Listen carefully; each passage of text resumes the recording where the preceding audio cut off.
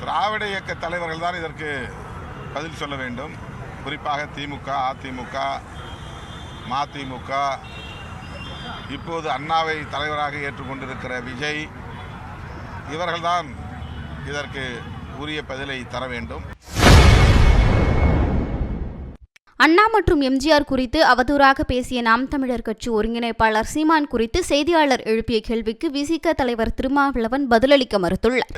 வருகிறார்கள். ஆகவே அது உண்மைக்கு மாறான கருத்து.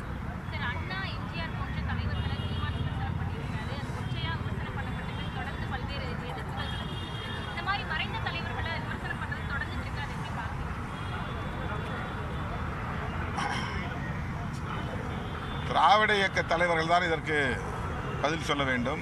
குறிப்பாக திமுக, அதிமுக, மதிமுக, இப்போது அண்ணாவை தலைவராக ஏற்றுக்கொண்டிருக்கிற விஜய், இவர்கள்தான் இதற்கு உரிய பதிலை தர வேண்டும்.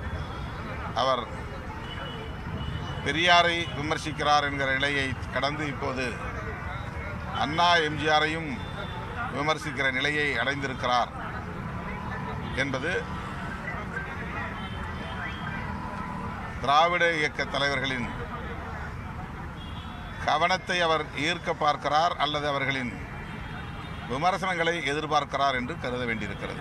தமிழகத்தில் இதுக்கு முன்னாடி இருந்த ஜி.கே. மூப்பனார், சனாதனம், ஆர்எஸ்எஸ்லாம் கடுமையாக எதிர்த்தவர். அவர் வழியில் இருக்கக்கூடிய ஜி.கே. வாசன் தேசிய ஜனநாயக கூட்டணியில் தான் ஆட்சி அமையும், ஆட்சி மாற்றம் ஏற்படும், தேசிய ஜனநாயக கூட்டணிக்கு வாங்கன்னு பேசியிருக்காரு. அவருடைய கருத்துக்களையும் செயல்படுத்தி எப்படி பார்க்குறீங்க?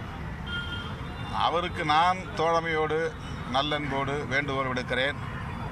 மக்கள் தலைவர் மூப்பனார் அவர்களின் வழியில் சகோதரத்துவத்தை பாதுகாக்க காங்கிரஸ் தலைமையில் இயங்க